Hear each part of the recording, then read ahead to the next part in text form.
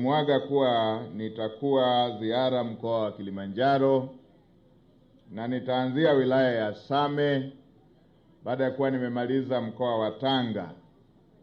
Anawasalimia sana, amenituma niwafikishie hizo salamu. Na ninyi mnajua Mheshimiwa Rais anafanya kazi kubwa sana. Kama Mheshimiwa mbunge alivyosema hapa, kazi hiyo inaendelea katika maeneo mbalimbali. Mmeona mradi huu ambao ulishakwama siku nyingi sana, wa Same Mwanga Korogwe. Lakini Mheshimiwa Rais alisema huu mradi lazima utekelezwe. Tulikaa vikao vingi sana na wenzetu wa Wizara ya Maji ili kuweza kuhakikisha kwamba maelekezo hayo ya Mheshimiwa Rais yanatekelezwa. Ni furaha sasa leo ninapopata taarifa kwamba awamu ya kwanza imekamilika na sasa awamu ya pili inaendelea, ili hali tayari huduma ikiwa imeshaanza kutolewa kwa wananchi wetu. Hizo ni jitihada za Mheshimiwa Rais, na si mradi huo tu. Ipo miradi mingi ambayo ilikuwa imekwama. Mheshimiwa Waziri wa Maji anatambua, lakini ipo pia miradi ya aina hiyo katika sekta zingine. Lakini si hilo tu. Mheshimiwa Rais alikuta tuna wilaya zaidi ya 64 ambazo hazikuwa na mradi wowote wa VETA, wa vyuo vyetu vya VETA. Alikuta kuna wilaya zaidi ya 119 ambazo hazina hospitali ya wilaya. Alikuta zaidi ya kata 649 ambazo hazikuwa na vituo vya afya. Ndani ya kipindi cha miaka 4 alijenga hospitali zote 119 za wilaya ambazo hazikuwa na wilaya. Na hata hapa tumeelezewa mafanikio haya. Lakini pia akajenga vituo vya afya 649 kwenye kata na tarafa na kata za kimkakati ambazo hazikuwa na vituo vya afya. Na akaelekeza VETA zote, wilaya zote ambazo hazikuwa na VETA zijengwe, ikiwemo na mikoa ambayo haikuwa na VETA. Mikoa mingine ujenzi umeshakamilika, nadhani umebakia huo mkoa mmoja ambao kazi hiyo inaendelea kumaliziwa. Lakini si hilo tu.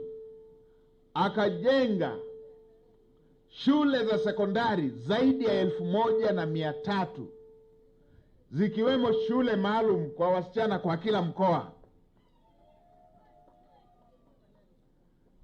Zikajengwa shule za msingi 2700 na yakajengwa madarasa 79,000. Mtakubaliana nami kwamba kwa vyovyote vile ukijenga zahanati 2800 kwa mpigo kama alivyofanya Mheshimiwa Rais, ni dhahiri kwamba zitajitokeza changamoto zingine zinazotokana na maendeleo hayo. Mheshimiwa Rais akaelekeza ndani ya siku 100 za utawala wake baada ya kuapishwa ataajiri madaktari, wataalamu wa afya wapatao 5,000 na walimu wapatao 7,000. Tunavyoongea, tangu mwezi Januari wataalamu hawa walishaajiriwa na tayari walishapelekwa kwenye vituo vyao. Hizi ni kazi kubwa ambazo Mheshimiwa Rais amefanya na tunapaswa kuendelea kumuunga mkono, na kazi hizi zinaendelea. Hii nimetaja tu baadhi ya miradi, na hapa nimetaja tu sekta ya afya, nimetaja sekta ya elimu, nimetaja na baadhi ya maeneo yakiwemo yale yenye miradi ya kimkakati ambayo tayari utekelezaji wake umekamilika. Lakini amefanya hivyo hivyo kwenye kilimo. Alikuta kukiwa na miradi takribani 13 ya umwagiliaji. Katika uongozi wake hivi tunavyoongea kuna miradi 780 inaendelea kutekelezwa, na mingine iko katika hatua zingine za utekelezaji, ikiwemo kutafuta wakandarasi wa kuweza kujenga miradi hiyo. Hivyo hivyo kwenye barabara na maeneo mengine. Kazi ya aina hii inaleta heshima kwa taifa letu, taifa linaloendelea, taifa lililoendelea, taifa ambalo ni taifa huru, kwamba tunaweza tukatekeleza miradi ya maendeleo ya kiwango hicho. Lakini sio hayo tu. Mheshimiwa Rais baada ya kuwa ameteua baraza lake na alipokuwa ameniapisha, alielekeza kusimamia masuala ya uwajibikaji, masuala ya maadili, masuala ya uchapakazi, na hiyo ndio kazi ambayo nimeendelea kufanya. Ninakopita nakagua miradi, naangalia ubora wa miradi, lakini na kukwamua maeneo ambayo yanahitaji kukwamuliwa. Bado tuna watu wanaosinzia katika maeneo yetu. Wapo. Na mimi wale wanaosinzia tutakula nao sahani moja.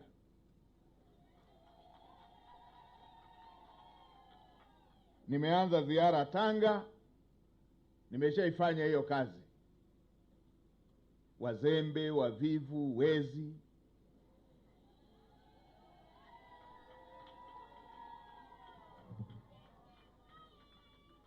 hao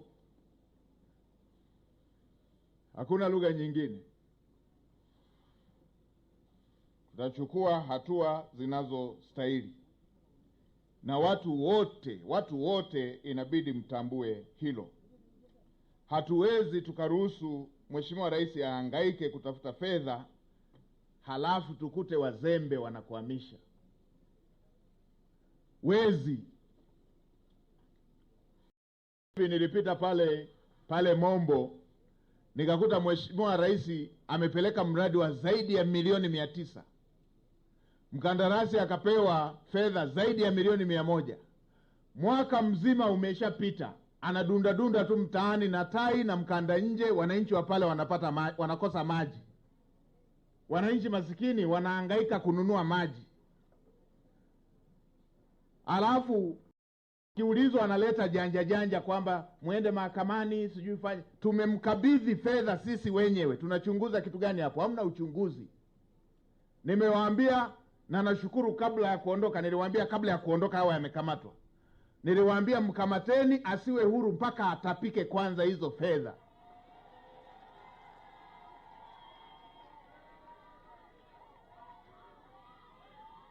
Haya mambo hatutafanya mzaha nayo.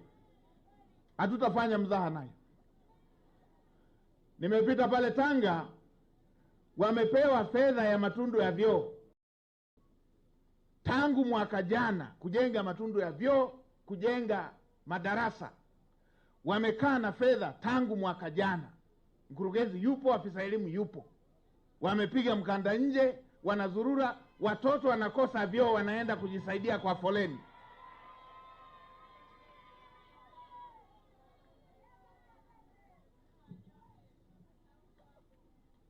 Na mimi watu wanaofanya uzembe huo, hakuna lugha ya ustaarabu. Niliwaambia hao watoto vyoo vikichelewa wakajisaidie kwa mkurugenzi na afisa elimu huyo, waone kupanga foleni kukoje.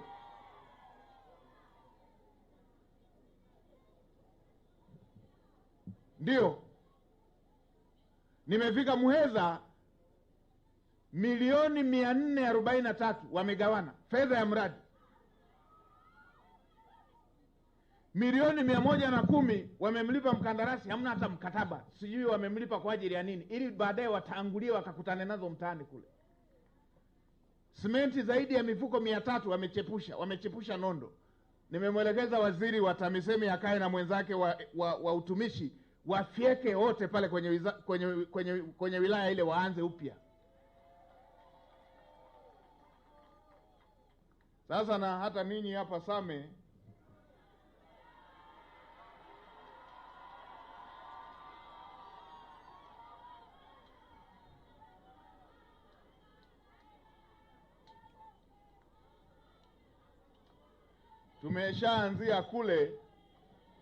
tumeshaanzia kule, mtaenda mlaumiane mkishabaki wenyewe kwa aliyewasababishia. Fundi amejenga matundu ya vyoo ya serikali tangu mwaka 2020, tangu mwaka 2020 amejenga matundu ya vyoo. Mmempa kazi, amejenga, amemaliza kujenga, mkapokea kazi ile, mradi mmeupokea, vyoo vinatumika. Yeye anawadai miaka yote hii, na halmashauri mpo kweli, halmashauri ya kukosa milioni 2. Huku ni kuzoea shida za watu. Watu wanakuja wanalia shida, wanalia kero, ninyi mnaona kama wamewasalimia tu.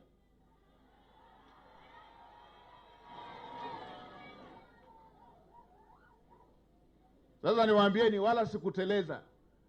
Nilitaka muone ugumu wa uchungu wa masuala ya fedha. Nilisema pale, na hii haitatoka serikalini kwa sababu ya uzembe wenu, toweni mifukoni mumlipe hapo hapo.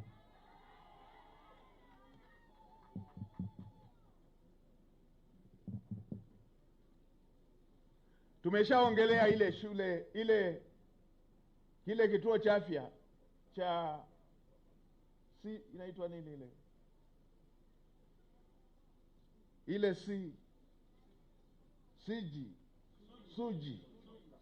Suji. Tumeshaelewana, nimemtuma waziri akafuatilie. Fedha ilishakuja zaidi ya mwaka, ujenzi haujaanza. Leo wanasikia ziara ndo wanaenda kuchimba msingi.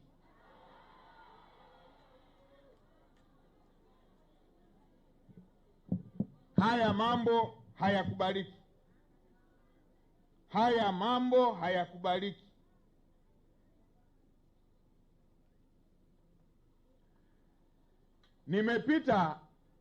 Nikapita pale Tanga,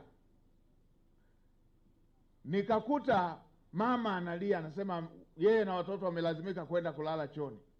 Kwa nini? Eneo limechukuliwa, eti pale walikuwa wanarekebisha mpaka.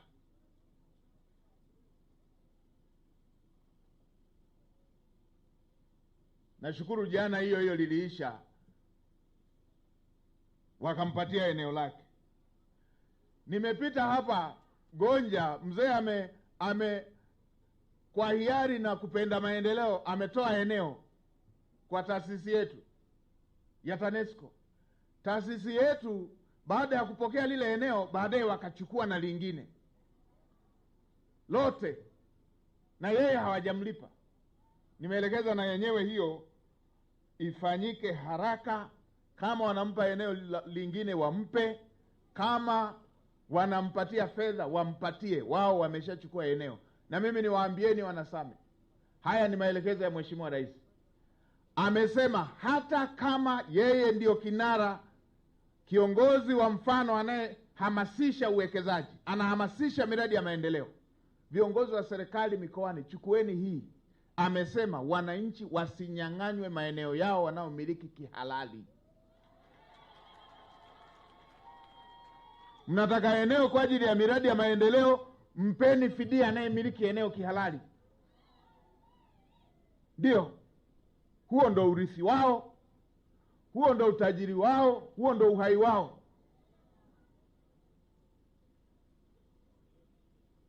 Na Mheshimiwa Mkuu wa Mkoa, nilishakwambia wakati unanikabidhi taarifa, nimetoa haya maelekezo. Watu wasizoee shida za watu, wasizoee kero, wasizoee vilio vya watu, kwamba mtu anafikisha kilio, kero, malalamiko, watu wanapokea kama salamu, wanaendelea na maisha mengine.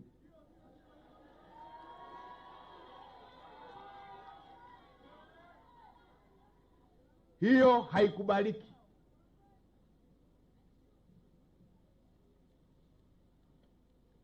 analeta kero leo, anaambiwa uje kesho. Wengine wanajiona ni mabosi, wanajiona ni wa maana sana, wakimbabaisha mtu, njoo kesho, kesho kutwa, njoo wiki ijayo.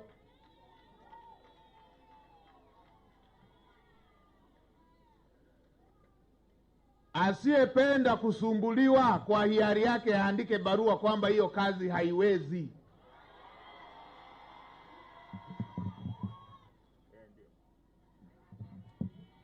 Na hapa niliambiwa kuna mjane mmoja anaitwa Mwajuma Hassan Saidi. Yuko wapi? Yuko wapi huyo? Huyu naye niliambiwa eneo lake lilichukuliwa fidia.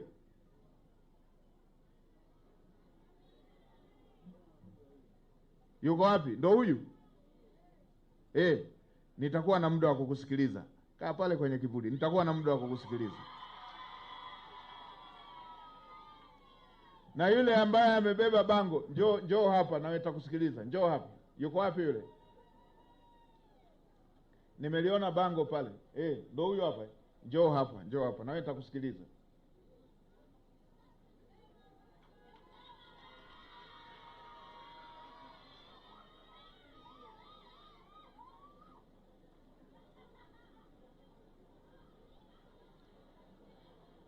Haya, na wewe njoo tu, njoo mleteni na yeye aliyebeba wewe. Na wewe pita.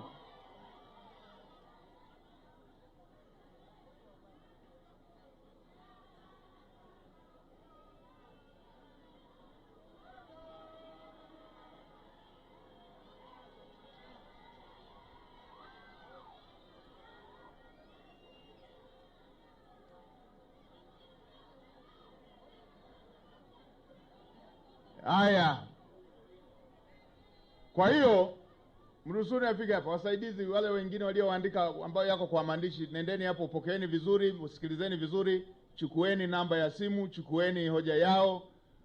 Kila mmoja atasikilizwa. Kwa hiyo wewe kama umeandika, limeshafika, utapigiwa simu. Hakikisha umeweka na namba yako ya simu.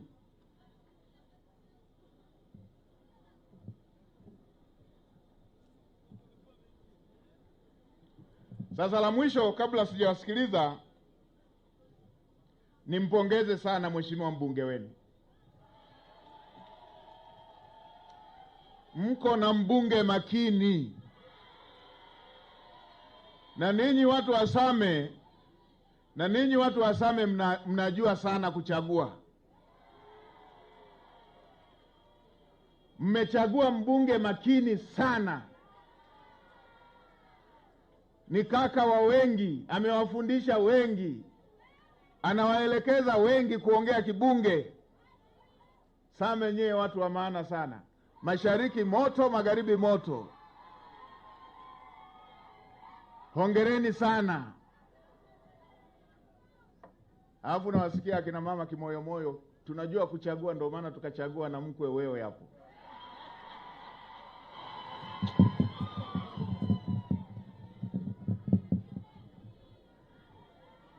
Hongereni sana, mna mbunge makini. Tulishakaa haya aliyoyasema, amesema kwa ufupi tu kwa ajili ya muda. Tukiwa Dodoma tumekaa kwa kirefu kabisa, yeye pamoja na pacha wake wa Same Mashariki. Tumeongea kwa kirefu hoja hizi zote, na hata hapa ninapoongea nina jedwali linaloelezea haya mambo yenu.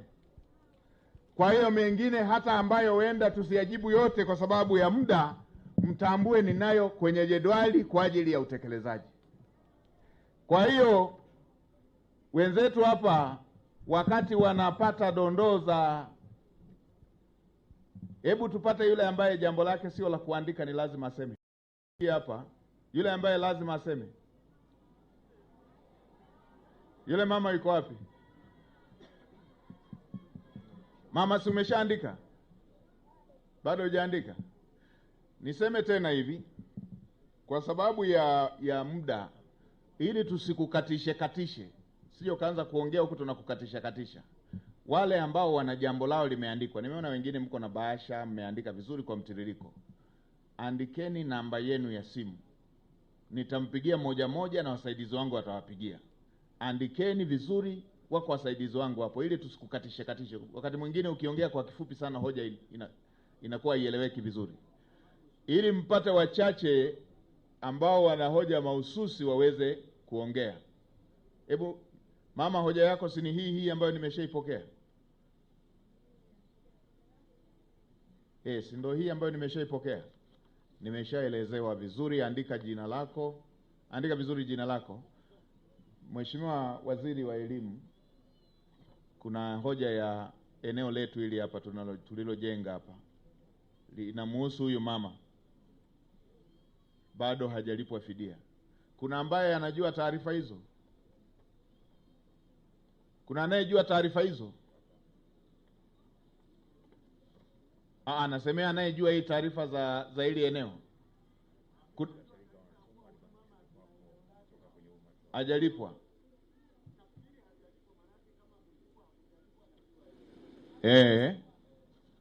Mheshimiwa Waziri, unalijua hili? Kwa wenyeji wetu. Nani mkuu wa wilaya, mnajua hili jambo la eneo hapa? Kwa wale ambao walitoa maeneo yao. Mama, mpeni mama aelezee. Inaonekana bado mkuu wa wilaya hajalielewa. Mpeni mama aelezee. Elezea kifupi tu.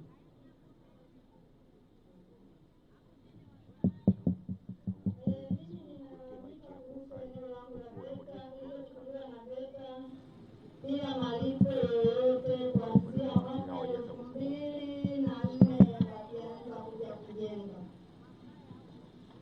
Mpaka leo mume wangu alifuatilia mpaka Same, hakupata kulipwa mpaka kupatwa na mauti. Na mpaka sasa bado wanaendelea kusogea mpaka kule kwangu. Wameingia mpaka nyumbani. Wanakuja wanadai serikali ya kijiji ni eneo lao. Haya, mwenyekiti wa kijiji unajua hivyo?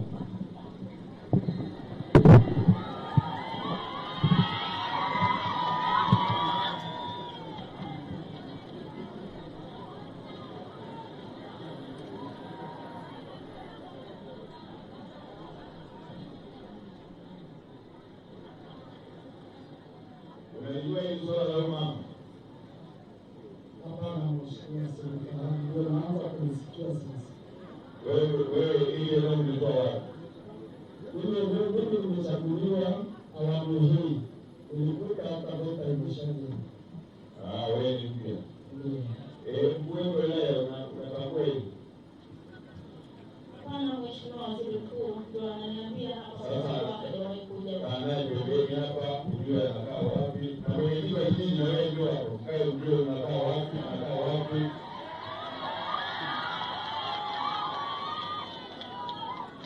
Ama mjiridhisha kwamba taarifa anayosema ni ya kweli, ama afikiwe, ama mtafutie eneo lingine apate wapi.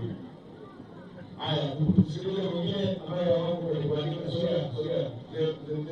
Wengine andikeni. Sio makosa ya fursa.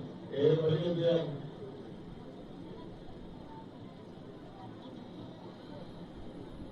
nashukuru Waziri Mkuu kwa kunipatia nafasi hii ili niweze kutoa changamoto iliyoko katika eneo letu. Mimi naitwa Zakaria Mtera, natoka kata ya Chome, kijiji cha Gwanga, kitongoji cha Mkirite. Changamoto yangu ni kuhusu maji, na iko katika sehemu mbili: maji katika umwagiliaji na maji katika kunywa. Wanatumalizia mimea yetu katika mashamba, lakini fidia kulipwa hatulipwe haraka, wakati mkulima ndiye mkuu. Mkulima ndiye mkuu, ambao watu wote tuliokuwa hapa tumeshiba kwa ajili ya mkulima, lakini mkulima hajaliwi zaidi na hawa ambao walioshika hicho kitengo cha TANAPA. Asante, nimekupata vizuri. Fidia pamoja na uharibifu, tuko na waziri wa maliasili na utalii atatoa majibu. Na watu wa TANAPA mjiandae kwenye hili jambo. Mheshimiwa mzee wangu, Mheshimiwa Waziri Mkuu, kifupi na wewe hivyo hivyo. Mungu na akubariki. Mimi ni mkandarasi, nilikuwa mkandarasi, nikafanya kazi katika halmashauri hii ya Same. Nimejenga shule Jitengeni, nimejenga mnada Kombo, nimejenga ofisi ya kijiji Kombo, nimejenga mashimo ya vyoo Mvungwe. Na kinachoniuma ni kwamba nguvu nilikuwa sina, ilibidi niende SACCOS kama Same kaya SACCOS inanidai milioni 10. Nimekwenda kwa mkuu wa mkoa, alinipokea vizuri sana, huyo uliye naye hapo, akatoa maelekezo yake kwamba rudi haraka ukafanyiwe ile zoezi. Bahati nzuri au mbaya, aliyekuwepo alikuwa ni mkurugenzi anaitwa Anastasia. Mkurugenzi yule nilipokuja na barua yake aliniheshimu vizuri, akaambia ninakuomba Jumatatu uje ofisini kwangu tuweze kumaliza. Akamwambia mheshimiwa wa roho, akasema ni kweli amefanya hivyo. Lakini kinachonisikitisha zaidi ni kwamba ilipofika Jumatatu, bahati nzuri mamlaka ya juu ambayo ni Mheshimiwa Rais akampatia uhamisho mkurugenzi, akaondoka. Sikuweza kufanya lolote lile. Nikarudi tena kwa mkuu wa mkoa, anasema unasemaje? Mpaka leo akaniambia ndio. Akaniambia kwamba niende kwa kaimu wake Rasi. Nilipofika kwa Rasi naye akasema maneno magumu, namshukuru.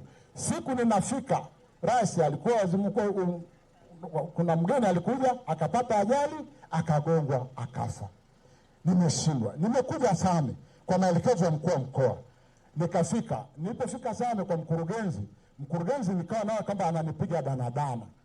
Nilipomaliza, lakini kuna daiwa hapa ninapokuambia mheshimiwa waziri, twende nyumbani kwangu sio mbali. Nyumba imeandikwa anasema kama hiyo inauzwa.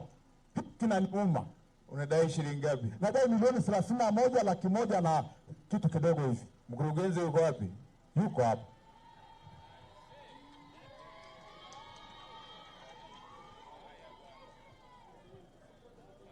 Mkurugenzi, mnajua madai haya? Mnajua madai haya? Mheshimiwa Waziri Mkuu nayajua, na alifika ofisini na hiyo milioni 31 na nikamkabidhi mwanasheria. Baada ya cross check ikaonekana kuna malipo amewahi kupewa ila hakuyataja kwenye dokumenti yake. Kwa hiyo anadai kiasi gani? Kwa mujibu wa maelezo yake ni hii milioni 31, ila kule kwenye kijiji walituthibitishia kwamba kuna malipo ambayo alipewa ila hayafiki 31. Sasa anachodai ni kiasi gani? Kwa hiyo kilichokuwepo tulimwomba atuletee bank statement ile hela ambayo kijiji walisema na mpaka leo nani aliyelipa? Kwa hizo fedha zililipwa na kijiji kule. Mtendaji uko wapi wa kijiji hicho?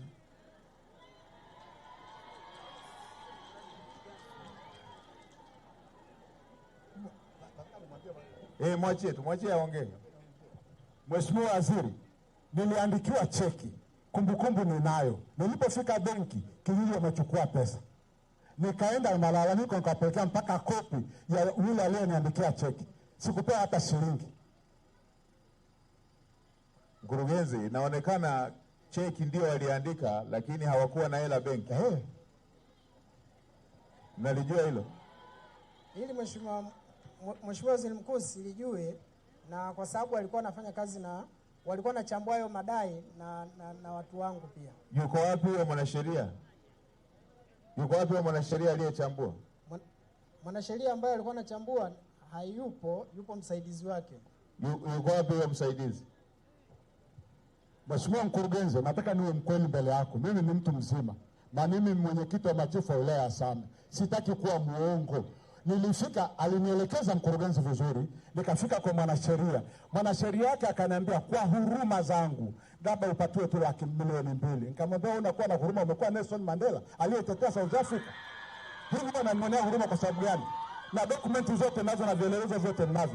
Nimeshindwa kurudi kwake huyu kwa sababu mwanasheria wake sio mtu. Nataka niwe mbele yako. Mheshimiwa Waziri Mkuu, kwa sababu haya mambo yalifanyia kwenye kijiji kule, ilikuwa tunaomba tulichukue, kwa sababu hata mikataba alikuwa hana. Kwa hiyo mkurugenzi mikataba alikuwa hana, kazi alifanya hakufanya? Kazi alifanya hakufanya?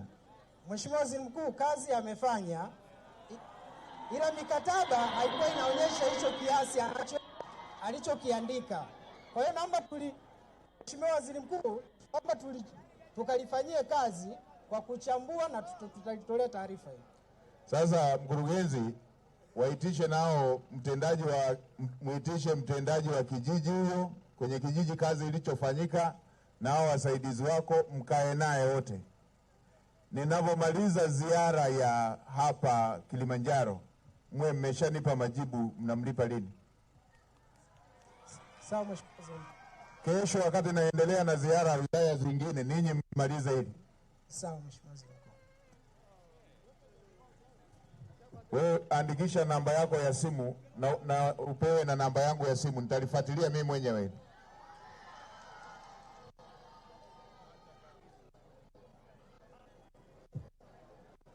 Haya,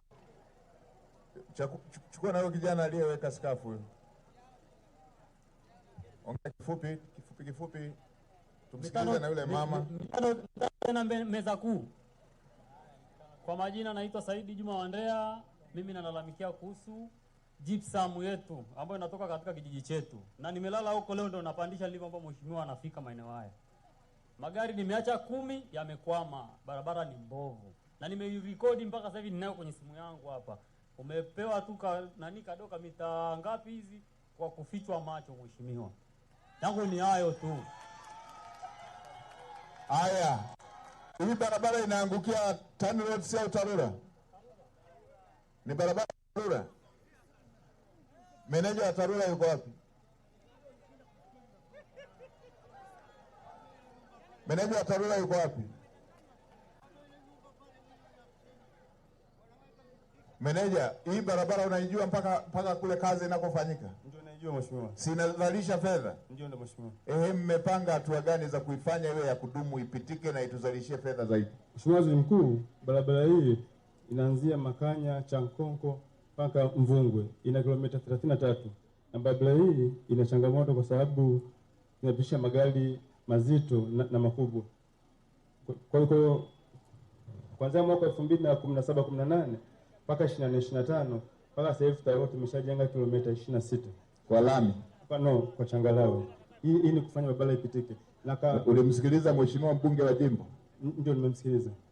Alisemaje? Anataka lami, ujenzi wa lami. Lakini kulingana na barabara ilikuwa ni mbaya sana na mahitaji ni mengi, kwa sababu kwenye wilaya ya Same mtandao wa lami ni kama 2%. Kwa hiyo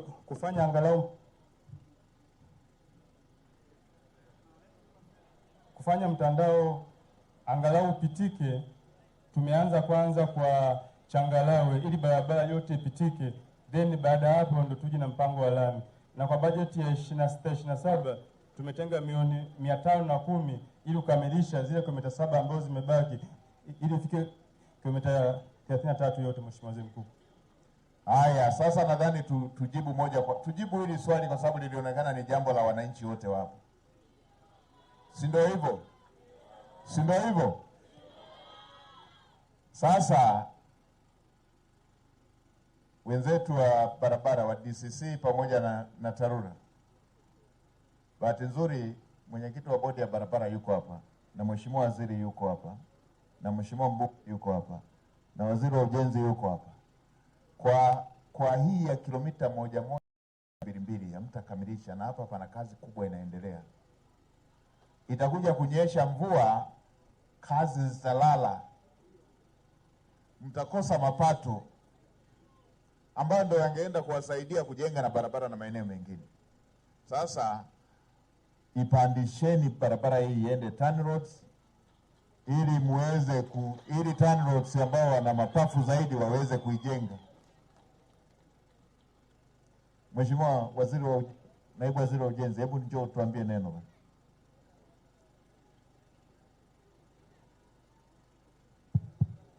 Ndio kwenye hii barabara.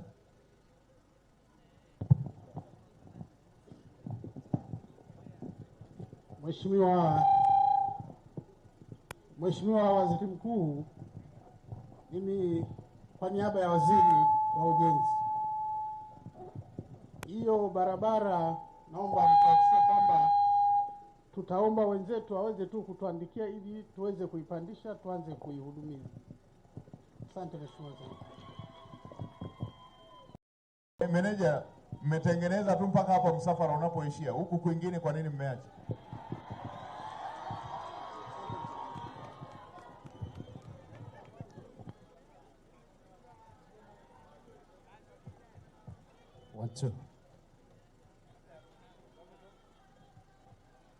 Barabara hii inatoka kata ya Makanya mpaka Ruvu. Kutoka tulipoanzia Makanya mpaka hapa ni kama kilomita 3 au 4. Kwa hiyo sehemu ambazo zimefanyiwa kazi mpaka sasa hivi hata ukienda unaziona ni mbele. Kwa hiyo barabara hii kwenye kilomita 33, kilomita 26 zimeshafanywa kazi kwa miaka tofauti. Na kwa mwaka ulioisha ambao kazi ilikuwa inaendelea ilikuwa mita 500 ambao kuna changalawe.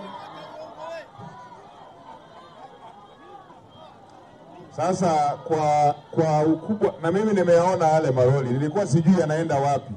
Nimeyaona ni maroli makubwa. Fanyeni haya mambo mawili tuliyosema. Moja, tengenezeni mapendekezo ya kuipeleka TANROADS. Lakini la pili, fanyeni haraka ipitike. Tengenezeni hiyo kiwango ambacho sasa hivi kazi hazitakwama, iendelee kufanya kazi. Okay, Mheshimiwa Mkuu wa Mkoa, wewe ndio mwenyekiti wa masuala ya barabara. Simamia, mtafute na nyongeza wapi na wapi, mwitengeneze ili ipitike, ifanye kazi. Mpeni mama hapa, wengine macho yenu bado yako yanaweza yakaandika vizuri, wengine muandike kwa sababu ya muda, ili msikose fursa ya utasikilizwa. Andikeni, mtasikilizwa. Msikose na hii fursa ya kusikilizwa. Andikeni kwanza, kama utapata kuongea sawa, lakini kama hutapata uwe umeandika. Si ni sawa wazee wangu? Mmeshaandika? Wangapi ambao wameshaandika? Mimi ndo nawashauri, andikeni, mweke na namba ya simu, ili usipofikiwa kuongea angalau uwe umeandika, utasikilizwa. Jana tuliwaweka mawaziri 9 kusikiliza, walikaa siku nzima kusikiliza hoja. Walikaa kusikiliza siku nzima, wanasikiliza hoja. Kila mtu alisikilizwa. Na mimi nazipata hizo hoja moja kwa moja. Tumsikilize mama. Asante sana Waziri Mkuu. Kero langu mimi ni wachungi tunavyochungiwa kwenye mashamba na kupigwa. Makamu haya mimi ninalala shamba, ninashinda shamba. Tarehe 9 mwezi huu wa pili nimetoka tu kidogo kuja nyumbani kutafuta chakula. Nikifika eka 5 zimeliwa zote. Nikampigia mwenyekiti wa wafugaji. Bwana, mimi nimelishiwa. Mwenyekiti akaniambia niko mbali kidogo. Akamtuma mwenyekiti wa kitongoji akaja akaona. Lakini kilichozidi, sikumuona mtendaji wala nani kuja kuona eneo langu lililolishiwa na wachungaji. Nikapeleka majina watu waliolishia, sikuona lolote mpaka leo. Pole bibi, nitalisemea mwishoni. Yaani katibu, mpatie hata kidogo cha kuanzia bibi hapo. Chakula chake kimeliwa.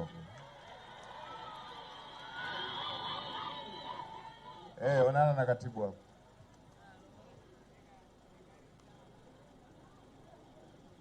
Haya tu, niliona mzee pale anahamasika sana. Hebu si umeshaandika mzee? Ndio, nimeshaandika mheshimiwa. Tuambie ulikuwa unasemaje? Asante mheshimiwa, mimi kwa majina ninaitwa Elia Ramadhani Kajiru, mkazi wa Wasame katika kata ya Kisiwani. Kero yangu kubwa mheshimiwa waziri ni kero ya maji. Kata ya Kisiwani mpaka hapa tunapoongelea iko katika hatari ya kutoweka katika uso wa dunia. Mheshimiwa mkuu waziri, kata ya Kisiwani ni kata mama ambayo inafahamika na inasaidia kata zilizoko karibu na kata ya Kisiwani. Mheshimiwa waziri mkuu, lalamiko la kata ya Kisiwani, kuna watu au kikundi fulani kimekuja kikajitega juu ya kata ya Kisiwani kwenye korongo tunaloita na Kombo, wakaanzisha kilimo cha tangawizi kiasi kwamba wameweka mipira mamia ya mipira kwa ajili ya kuweka kwenye tangawizi zao.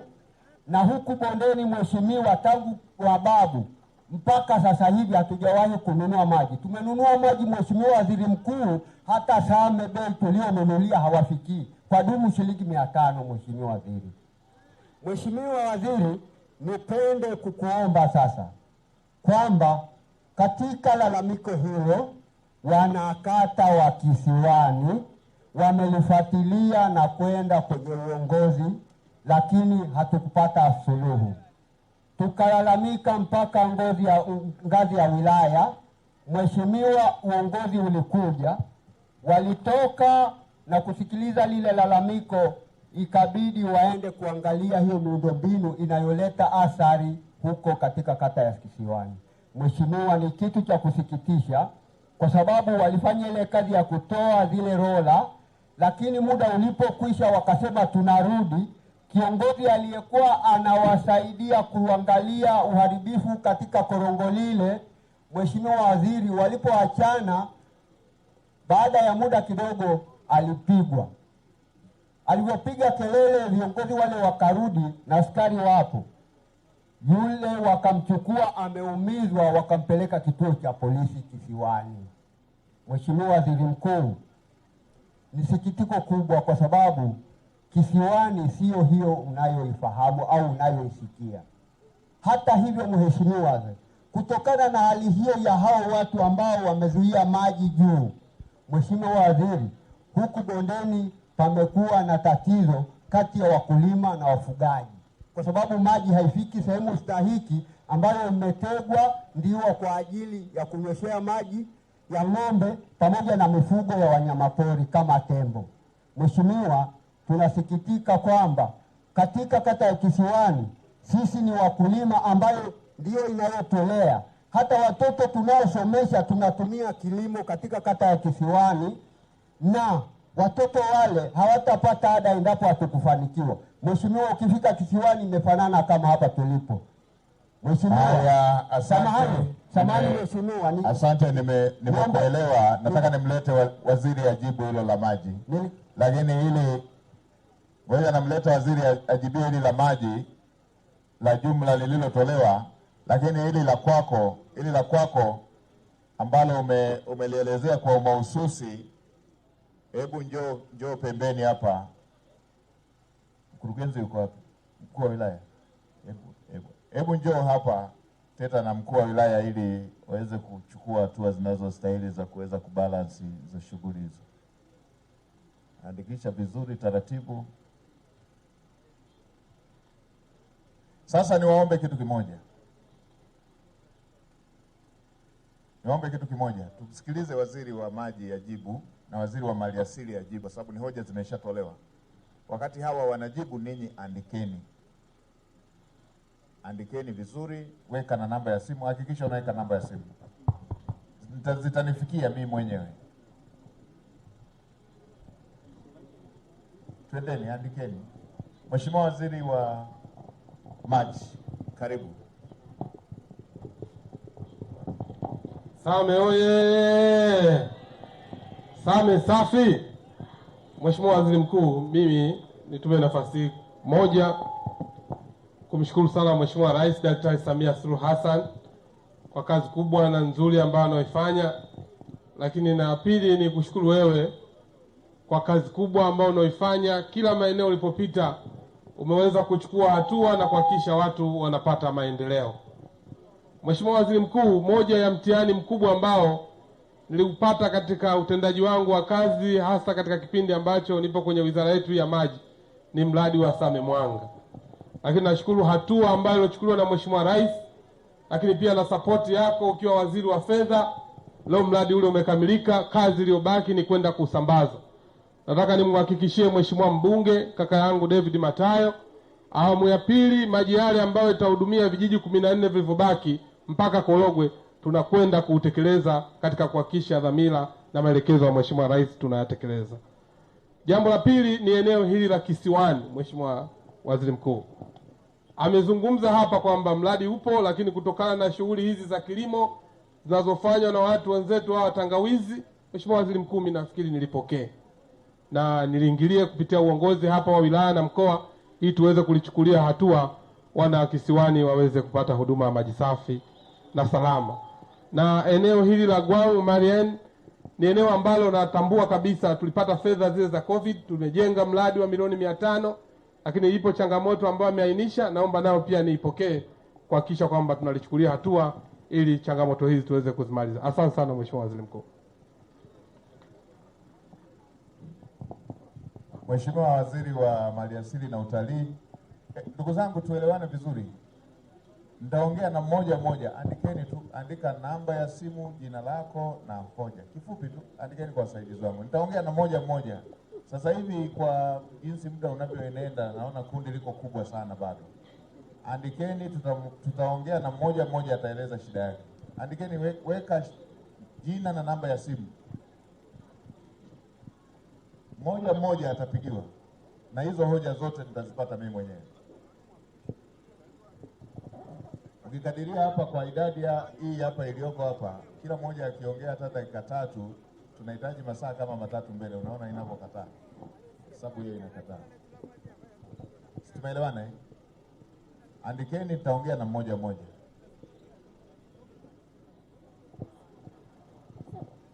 Yes, Mheshimiwa Waziri, karibu. Asante sana Mheshimiwa Waziri Mkuu. Same oye!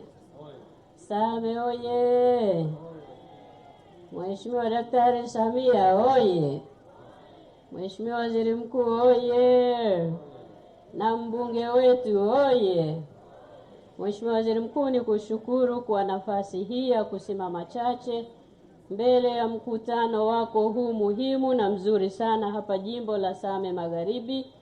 Na nianze kwa kumpongeza sana Mheshimiwa mbunge wetu kwa kuziweka hoja za wananchi mbele yako na mbele ya wananchi wake.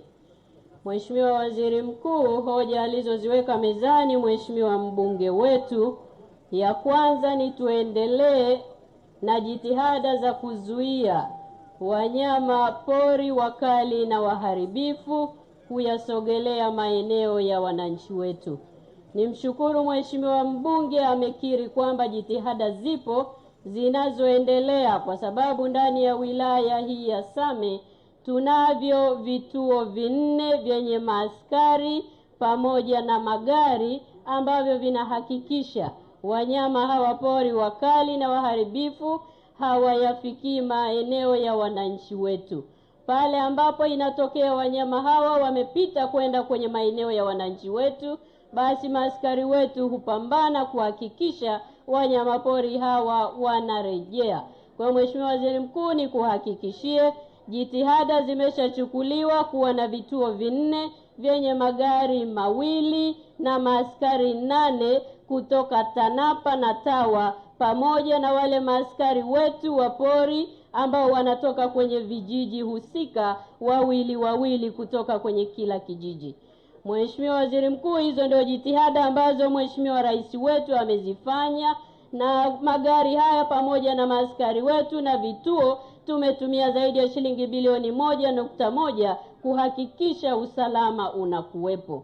Mheshimiwa Waziri Mkuu, kama nilivyotangulia kusema tulipokuwa pale jimbo la Same Mashariki, kwamba Mwenyezi Mungu alituumba sisi wanadamu pamoja na viumbe wengine kwenye ardhi hii moja. Ni lazima tutengeneze mazingira ya kuishi kwa pamoja kwa amani na salama.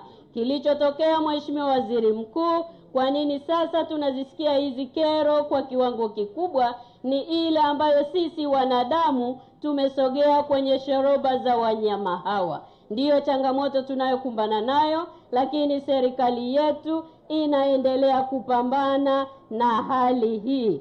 Mheshimiwa Waziri Mkuu, inayounganishwa na hoja hii ya Mheshimiwa mbunge, baada ya kuwa wanyama hawa wamevuka kuingia kwenye vijiji na wakafanya uharibifu, ni malipo ya kifuta jasho au kifuta machozi, na huwa sio fidia. Mheshimiwa Waziri Mkuu, tunalipa kifuta jasho au kifuta machozi. Mheshimiwa Waziri Mkuu, huku nyuma tulikotoka, wewe ni shahidi, tulikuwa na changamoto ya upatikanaji wa fedha za malipo haya, lakini tangu Daktari Samia Suluhu Hassan alipoingia madarakani amefanya jitihada kubwa na tunaendelea kulipa. Ninachokiona na tunachokijua kutoka kwa wananchi wetu, wao hutamani shamba lake likiharibiwa leo alipwe kesho. Mheshimiwa Waziri Mkuu, kuna kamchakato kanafanyika. Lazima wale maafisa ugani wetu kwenye maeneo husika wafanye tathmini, na huku nyuma tulikotoka ilikuwa inawalazimu kuzileta taarifa hizi moja kwa moja Dodoma, jambo ambalo lilikuwa linachelewesha sana mchakato wa wananchi wetu kulipwa. Kwa kulitambua hilo, serikali sikivu ya Daktari Samia Suluhu Hassan imetengeneza mfumo sasa ambao hauwalazimu watumishi wetu kusafiri kutoka Same kuja Dodoma, na sasa akimaliza kufanya tathmini anapiga picha ya shamba lako ambalo limeharibika au eneo lolote lile, anatutumia akiwa hapa Same. Hiyo itapunguza ule muda uliokuwa unatumika, na hatimaye wananchi wetu watalipwa kifuta jasho chao kwa muda stahiki. Mheshimiwa Waziri Mkuu, baada ya maneno haya naomba niseme kwamba kwa mwaka 2023-24 kwa wilaya yetu ya Same wananchi 1704 waliumizwa au mashamba yao yaliharibiwa na wanyamapori hawa, na tayari serikali yetu imeshalipa shilingi milioni 217,230,000 kwa wananchi wetu hawa. Kwa mwaka 2024-25 wananchi wetu hapa wilayani Same 1042 nao mazao yao yaliharibiwa na wanyama pori hawa, na tayari Mheshimiwa Waziri Mkuu tulishapokea fedha na tumelipa kwa mwaka husika shilingi milioni 214,025,62 kwa wananchi wetu wote hawa ambao mazao yao yaliliwa na kuharibiwa na wanyamapori wakali na waharibifu. Mheshimiwa Waziri Mkuu, yapo madai tunayoendelea nayo sasa kuendelea kuyalipa ya mwaka 2025 na 26. Ninachotaka kukiomba kwa wananchi wetu, kwa kuwa sasa tunaondoka kwenye mfumo ule wa kutembea na fedha mfukoni kuja kuzilipa kwenu, tutalipa moja kwa moja kwenye akaunti yako ya benki au kwenye namba yako ya simu. Ipo changamoto tunayokumbana nayo Mheshimiwa Waziri Mkuu, nayo unakutana na jina la mwananchi ambaye eneo lake limeharibiwa mazao, halafu namba iliyoandikwa haina jina la yule mwananchi. Kwa kuwa tunalipa kwa mfumo, ndugu zangu, mfumo hauwezi kukubali. Kwa hiyo niwaombe sana sana, hakikisha jina unaloandika na namba ya simu au namba ya akaunti ya benki inafanana na jina lako. Hapo itakuwa ni rahisi na tutaendelea kulipa malipo yote ambayo tunayapokea sasa kwa urahisi kabisa. Mheshimiwa Waziri Mkuu, Mheshimiwa mbunge alisema pia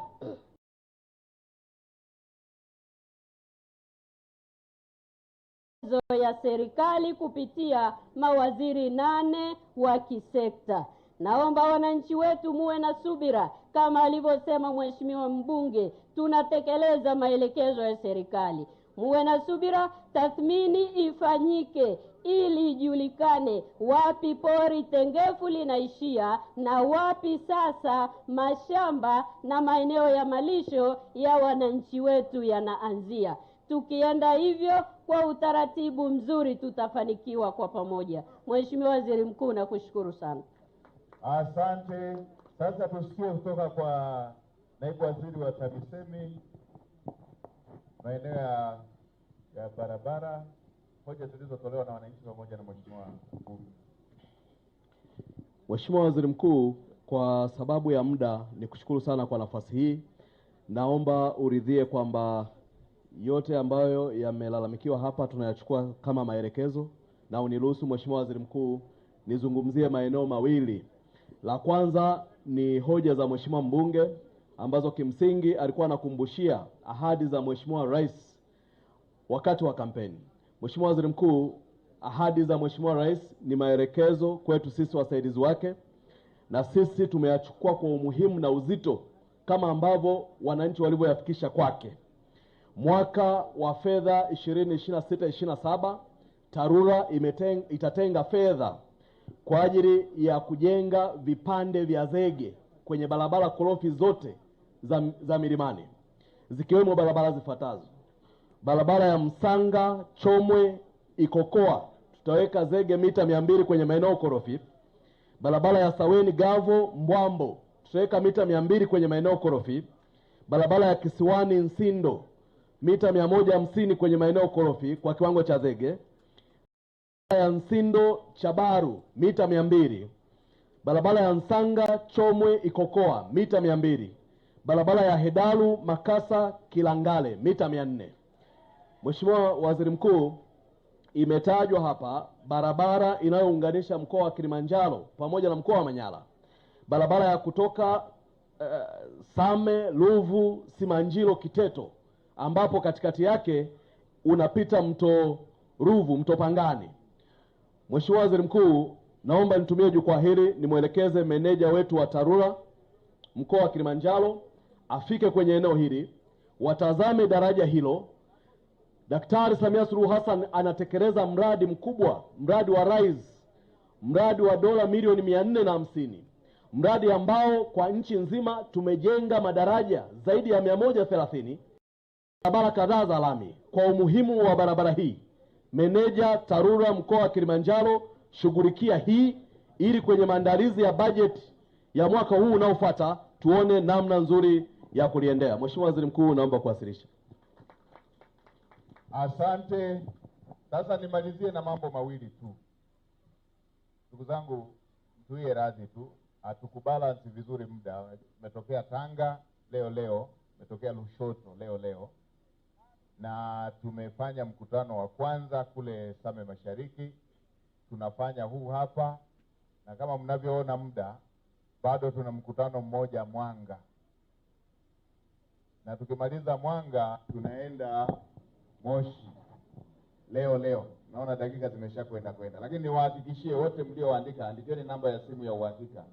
Kesho tutawafungia wataalamu wetu na mawaziri, tutapitia hoja moja na zote nitazipitia mimi mwenyewe, kwa hiyo wala msiwe na shaka. Lakini la pili, nimeipokea hii hoja ya masuala ya migogoro ya wakulima na wafugaji, na nimepokea na hoja zingine alizosema Mheshimiwa mbunge, na nimepokea hoja alizosema Mheshimiwa waziri. Tutakaa ndani ya serikali tuweze kusukuma yale ulionitonya ili tuweze kuhakikisha tunapatia ufumbuzi. Mwacheni tu. Mwacheni. Unasemaje bwana? Leta hiyo nione. Nipatieni tu, haina shida. Usiende mbali. Shikia some.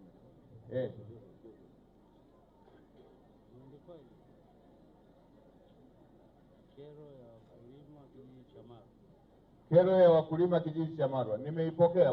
Umesikia ndugu yangu? Hii hapa nilikaa na Mheshimiwa mbunge, naomba ile jedwali langu.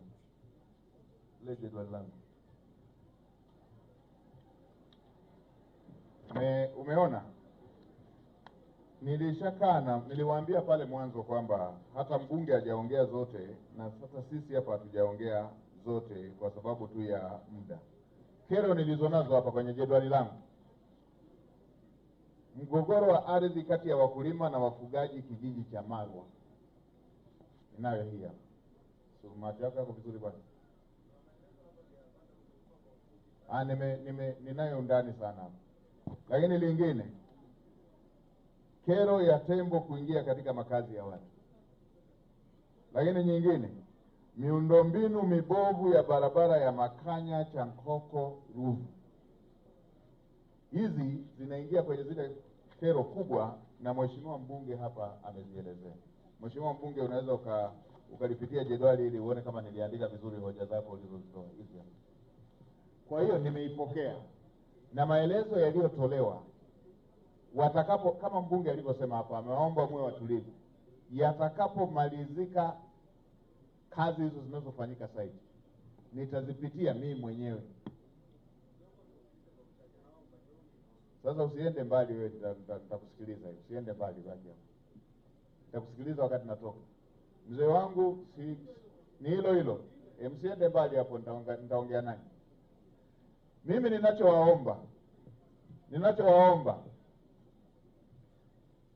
tusichukue sheria mikononi.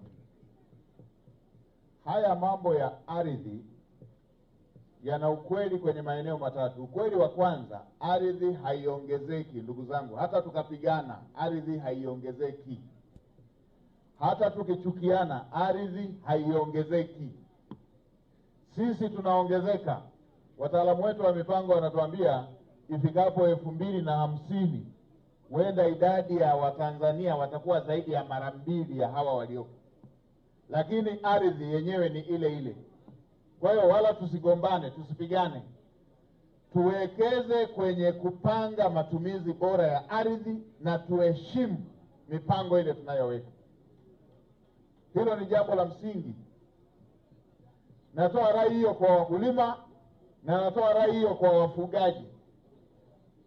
Kila mmoja tuheshimu shughuli anayofanya mwenzake. Kwenye nchi yetu hii, hawa watu wote wanaofanya hizi shughuli ni Watanzania. Na tena kwenye baadhi ya jamii, anayefuga ndo analima na anayelima ndo anafuga. Tusifikishwe hatua ya kuonana sisi ni maadui. Tukiruhusu ikafika mfugaji akiona mkulima aone ameona adui yake, na mkulima akiona mfugaji aone ameona adui yake, hatutakuwa na taifa, hatutakuwa na undugu. Kwa hiyo mimi nitoe rai kwanza, tusichukue sheria mikononi. Ninatambua pia vimeanza kutokea vitendo vya kiburi kama hiyo aliyosema bibi hapa alipokuja kuongelea. Tangu zamani kulikuwepo na bahati mbaya zinatokea. Mifugo inateleza inaenda kwenye shamba la mtu. Lakini kulikuwa na uungwana. Mimi nakumbuka, mimi natokana na jamii ya kifugaji. Ilikuwa ikitokea mifugo ikikuteleza, hata kama mwenye shamba hakuona, unampa taarifa kwamba watoto walitorokwa na mifugo imekula shamba lako. Tulikuwa tunaita tu wazee wachache, wanaenda wanashuhudia, wanapiga vihesabu vya kizee pale, wanafanya fidia. Tena tulikuwa hata hatufiki hata mahakamani. Uungwana ulikuwa mbele. Undugu ulikuwa mbele. Sasa hivi imeanza kutokea tabia ya kiburi, kwamba mtu anaenda analiona kabisa shamba na anasimamia kulilisha. Hii haikubaliki. Na serikali haitavumilia jambo la aina hii. Na nimewaelekeza wakuu wa mikoa wachukue hatua kali kwa wale watakaofanya vitendo vya kuvunja sheria kwa makusudi. Na bahati nzuri nilishakuwa waziri wa mifugo, kilimo na uvuvi, nilishakuwa waziri wa mambo ya ndani na yajua haya. Nilipita eneo moja Morogoro, Kilosa kule. Wakaenda watu wanalisha shamba la mtu kwa nguvu.